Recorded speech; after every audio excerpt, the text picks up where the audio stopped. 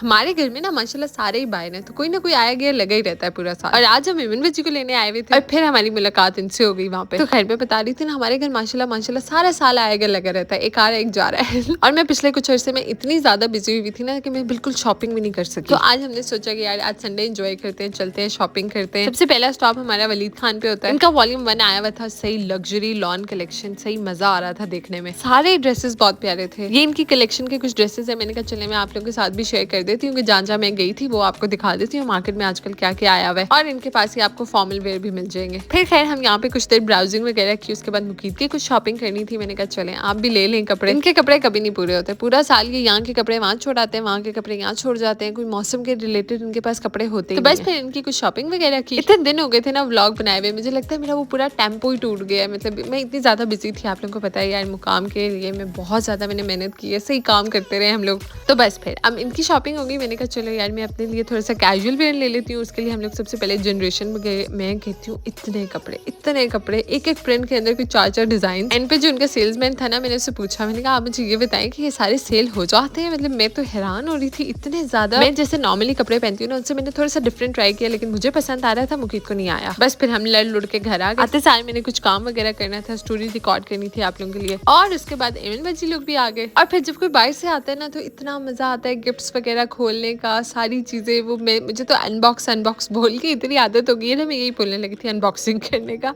फिर खैर हम लोग बैठे, हमने सारे अपने गिफ्ट्स वगैरह खोले, मुस्तफ़ा के कपड़े, परफ्यूम्स, मेले, मेकअप, बहुत सारा कुछ था। और फिर यही बातें करते करते ना हम लोग को भूख लगी। फिर हमने कहा चलो यार let's have some dinner plan. इन सबको हमने गाड़ी पे भेज दिया, खुद हम लोग बाइक पे आए, क्योंकि हमने कहा चलो लड़के आए हैं, पहले अब जरा सुलह भी कर लें। और डिनर के लिए भी चूज ड्रैगन वॉक। इनका चाइनीज में कहती हूँ मुल्तान के अंदर सबसे बेस्ट चाइनीज है। प्राइसेस भी बहुत रीजनेबल है, और मैंने तकरीबन इनकी ऑलमोस्ट सारी ग्रेवीज ट्राई कर ली है। लेकिन आजकल ना मुझे ऐसे ना हर कुछ अर्से बाद ना कोई नया टेस्ट पसंद आ जाता है, तो आजकल मुझे इनकी फिश बहुत अच्छी लगती है। जितनी देर में हम लोग बैठ के अपना ऑर्डर वगैरह डिसाइड कर रहे थे, मुस्तफा साहब ने कहा चलो मैं जरा ना कोन्स वगैरह अरेंज कर लूँ, मजा नहीं आ रहा मुझे इनकी सेटिंग पे। इनके 19B सूप की भी मैंने बहुत तारीफ सुनी थी, मैंने कहा चलो वो भी ट्राई कर लेते हैं। अब हम 6 लोग थे, हमने 6 कॉम्बोस करवा लिए, लेकिन वो माशाल्लाह इतनी ज्यादा सर्विंग होती है ना, एक बाउल ना तकरीबन 2 बंदों को तो पूरा आ जाता है, मतलब आप पूरा एक बंदा नहीं खा पाता। फिर खैर खाना वगैरह खा के हमने कहा मुस्तफा ने अब कुछ नहीं खाया था, तो उसको दूध वाली बोतल पिलाते हैं नजर बलोच में। कहती हूँ हमारा वापसी के ऊपर ना लाजमन स्टॉप होता है नजर बलोच पे। खाना शाना खा के हम लोग घर आए, मैंने कहा चलो अब सारे बैठ के गेम खेलते हैं। हम लोग बैठे, हमने सही मजे की गेम खेली। 10 fun questions to ask your partner थे, और हम ऐसे करते थे कि एक क्वेश्चन होता था और फिर बारी बारी सब उसका जवाब देते थे। अब वो मैंने सारा कुछ क्रॉप कर दिया, क्योंकि वो बहुत लंबा हो जाना था और मेरे अंदर ना अभी इतना हौसला नहीं है। और ये यहाँ पे दादा बू के शूज की टेस्टिंग चल रही है। And yes that's all for me for today. Thank you so much for watching. Have a nice day. Bye.